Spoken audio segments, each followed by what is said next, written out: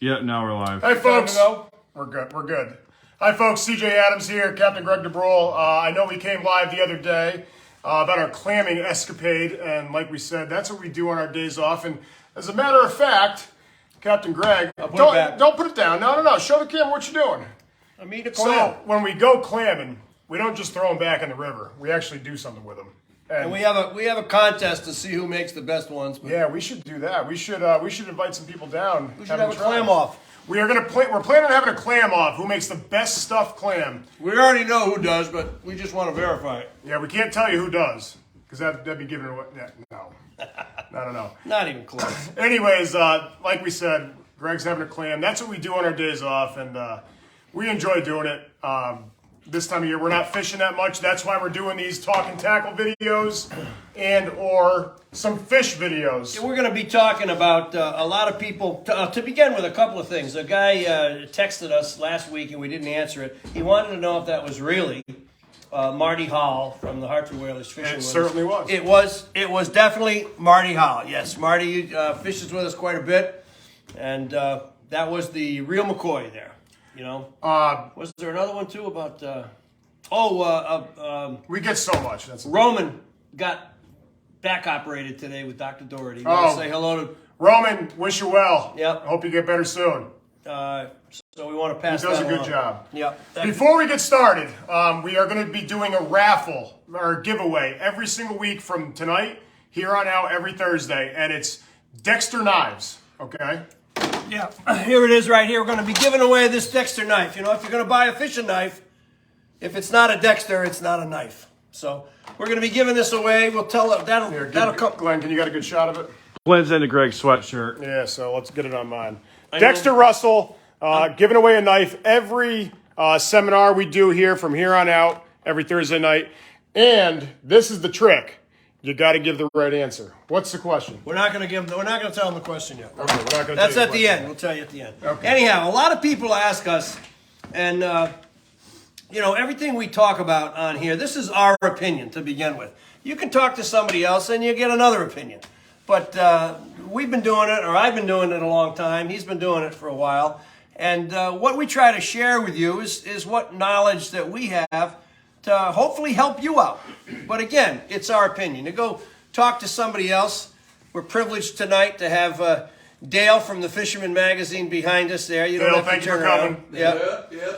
He's giving us support. But anyhow, one of the things that people ask us all the time is when do we start? Where do the fish come from? Where do they go at this time of the year? Interesting question. Let's just take scup, for instance. And I know I have a little, kind of half-assed drawing behind us here. For those who know, porgy, scup, same thing. Some people don't know the terminology scup. Thank you for bringing that up. But like Greg said, I drawing. did take my medication. I should have picked up on that. Well, some people don't. Okay. That's okay though. Well, anyhow, we got it. But anyhow, the scup at this time of the year, where do they winter? Where do they go? All that stuff that we're fishing on moves offshore, okay? And depending on how cold it is, it really is determined on where they go. And they follow the same cycle every year. Like right now, there's boats down in Jersey that are still catching scup in probably less than 100 feet of water. Because it's been a warm winter. It's been a warm winter. Previous winters, where it gets real cold, they don't catch them. Most of that scup right now the scup that we fish for in our area is all out 40, 50 fathoms, 60 fathoms. If it gets colder, they'll go right out to the edge, right out to the continental shelf, which is 100 fathoms. Now, for those of you that don't know, 40, 50 fathom, you're talking south of Montauk Point, where a lot of you fish with us. You're going quite a ways. Little diagram here. You got to go pretty far south where these scup go to. So it's approximately the edge. The 100 fathom curve is approximately 67, 68 miles south of the point. Outside of the 100 fathom curve, then it drops right off. You can get into 10,000 feet of water in no time. But that's the continental shelf that goes all up and down the East Coast. But that's where they winter. Now, what happens? Where do they come? And this is pretty interesting with the scup. As the water starts to warm in the spring, again, the warmer the winter, the faster they'll be up here. But what happens, which is really unique in our area, is that that massive body, that biomass of scup in our area, every area is different. New Bedford, down west, New Jersey, but in our area, those scup come around Montauk Point undetected, really. The draggers know, the guys that are towing nets know they're coming, but they go around Montauk where you can't catch them. You can be fishing for them there, you're not going to catch them. They go by Gardeners, and where do they go? They go up into Peconic Bay. Why? The water's warm up there. That's on their mind right there. They're breeding up in there. So that's where they go. That's the first place we get them, is up in there. Now, as that water warms up, now the fish start to move out, okay? And Peconic Bay will get so hot during the summertime that there's hardly anything up there. The water's so warm. But all those porgies, when they'll disperse, and then they go to Montauk, they go to Block Island, they go to Watch Hill, they go to Fisher's Island. They disperse all over the place. When they're up in Peconic Bay, as most of you know, them fish love mussels. When you're filleting them fish, what do they got? Them little tiny little black mussels. They're only the size of an ant. And they're tiny, and that's what they're eating.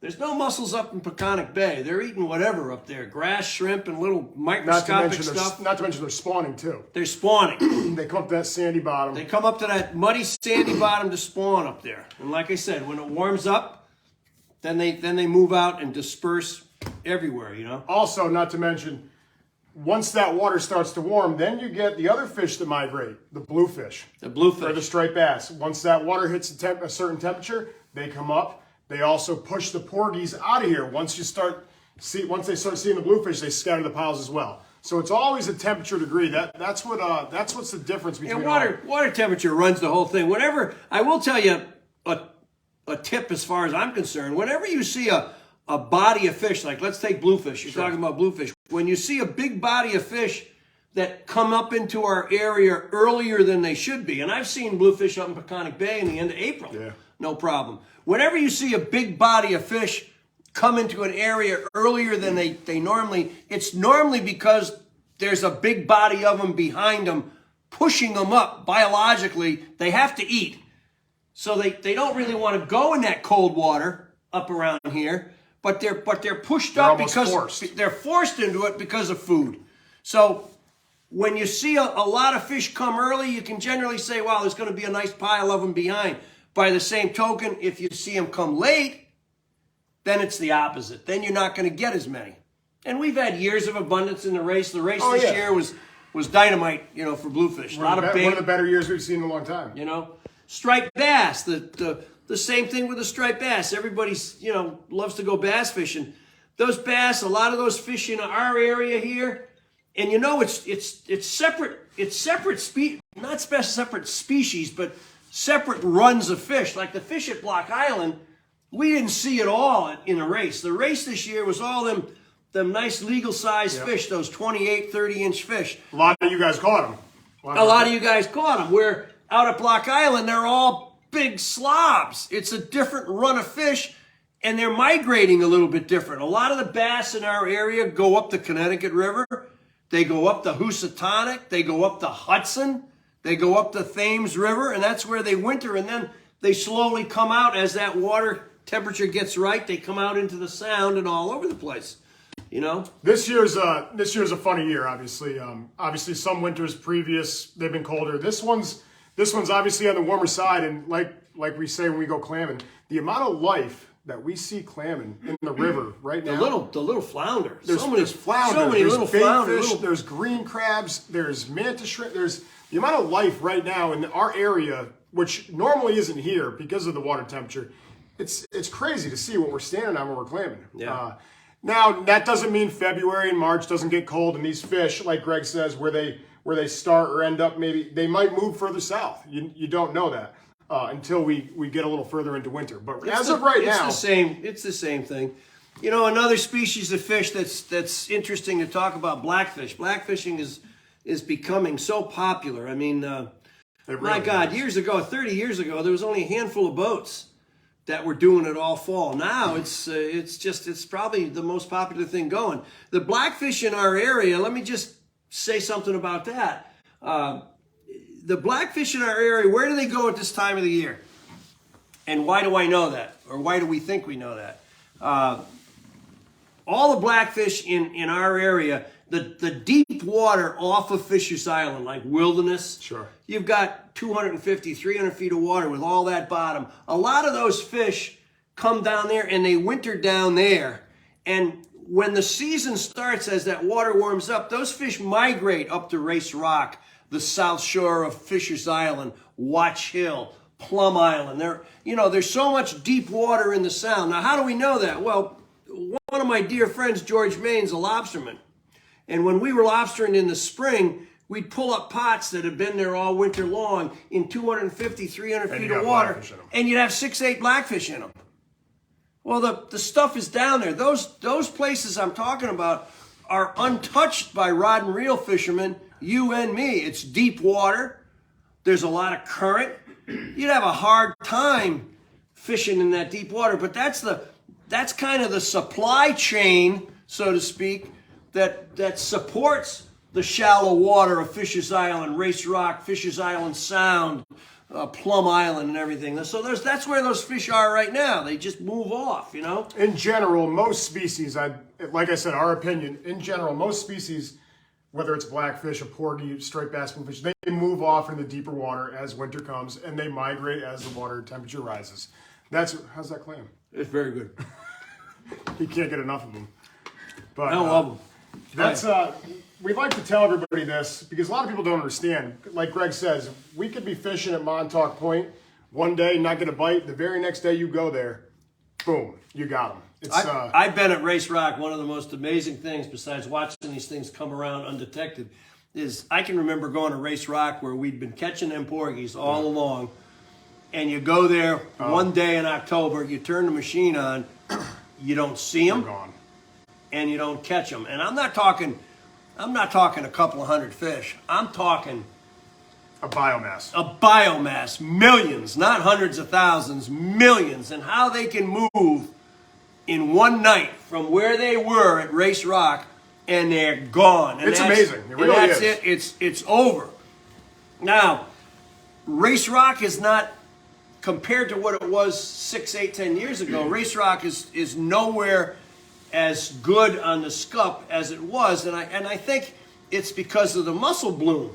If you look at under the Black Hawk Dock, we've had certain years where I don't know how mussels spawn. We're not experts on the mussels, but some years they are littered at the bottom. You can't get away from them. Under our dock in Niantic, it was black this summer. Now, I can't speak for Clinton or Westbrook or New Haven. I don't know what their docks. I don't go down to the dock down there. But under our dock, the spiles, the rocks, it was literally black with all them tiny little mussels. And in some previous years, it wasn't. So it all depends on how many mussels come, and that depends on the fish coming to feed on them, really. You have to, I tell everybody, you got to feed, house, and clothe them if you want them to stick around. If you don't do one of them three, they're gone, And that's probably why Race Rock hasn't recovered yet from the slaughter that happened there on the mussels. The mussels are still rebounding, But that's how things move around, And it's just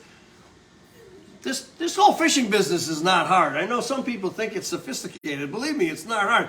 Look at these two guys that are doing it. It can't be that sophisticated. Well, like you say, it's a chess game. It's a chess game. You're right. I mean, it's not that difficult. I tell this to my customers all the time. The thing that we have on you that you're never going to have is that we're doing it 7 days a week for 10 months of the year, 2-3 trips a day. Well, my God, we better have a handle on it. We would hope so. We would hope so, We would hope so. I question it at times, but yeah, well, that's but okay too. That's the secret to the thing. I could be, and CJ could be probably a good brain surgeon if they gave us enough people to operate on, and they weren't, if there wasn't a problem with the mistakes. I could probably Harry didn't make it. Yeah, well, Harry didn't make it. We tried. It was a slip of the scalpel. But who's the next guy? Who was using the scalpel? Was it you? You. But anyhow, that's I don't know. That's about it. We don't want to take up a lot of your time. We'll be doing something different next week. Anything else you want to talk about? We got to do this. The Dexter knife. You remember it? Yeah. I like the clams. I know you do. We've been going back and forth with these clams. Yeah, we have these contests, you know. We do it every single day. Who makes a better stuffed clam? And not only that, when we're clamming, it's competitive clamming. How many it's- do you have? How many do you have? It's just. I know. But the other day, Oh I my went God. on a walk the other day. I went to try and find the mother lode. Well, I didn't find him, so I had to come back to where he was. He had to come back to where I am, which is a bad sign to begin with, because I called him back, and then we're getting. Sometimes we had 4, 5, 6. I had an 11 shot. I had 11 clams in one rake. One rig. But, man, but I had to call him back. It was my He spot. did. He did. I'll give him that. He did. But it's fun. We Competitive like clamming. Everything's competitive. Everything. God. Dexter knives. So, Okay, here's the question. what is everybody? I hope everybody's paying attention. That's watching right now. Is everybody paying attention to the $40 knife? If it's not a Dexter, it's not a knife. On the Blackhawk, when we first start fishing, what is the first species we catch on our boat? That's the question. First species, first person that texts us with Right the right now. answer, we'll send you the knife. We'll text you the knife. We'll stay online. We'll send you for a the minute. knife. Is that the Dextreme? Oh, we got one. What do we This get? is the Dextreme, the 6-inch fillet knife with the new Jason. grip. Is it the right answer or the wrong? Squid. Squid, he got it! Jason, what's his last name? Wait a minute, don't interrupt us Matu? for a minute. Jason Matu? Yeah, someone. Well, Jason, you're getting a knife. you're getting this. You gotta knife. send us, Jason, your address, your complete name and address. Email it to us. Yeah, email it to us. Give us the name of your firstborn, and we'll send you a Dexter knife. We were wondering if they were going to say squid or porgy. Most of them I thought would say porgies. Yeah, You guys are we pretty were good. wondering. Jason, you're a clever guy. You must You must clever follow guy, us. Jason. You must follow us. This is the new one. This is the handles on these are great. Yeah, they are. God, I like it. You know? Knives have come a long ways. Yeah. But Dexter's been around forever, and that's as Like I said, if it's not a Dexter, it's not a knife. I grew up as a kid using Dexter knives, and that's the only knife I'll ever use. There's no other knife that compares to it. Okay, that's it for this week. We're gonna have another stuffed clam, and We're gonna have a couple of stuffed clams and maybe a glass of wine, and we'll see you guys next we'll Thursday. see you next week. We'll talk about keep giving us some topics, okay? Yeah, questions. Send us in some topics. We'll keep you updated as far as the boat's going, and but give us some topics that you want us to talk about, and we'll do the very best we can. From J&B Tackle in Niantic, Claude Adams. Captain Greg DeBrule. We'll see you next week, folks. Thank Take you. care, guys.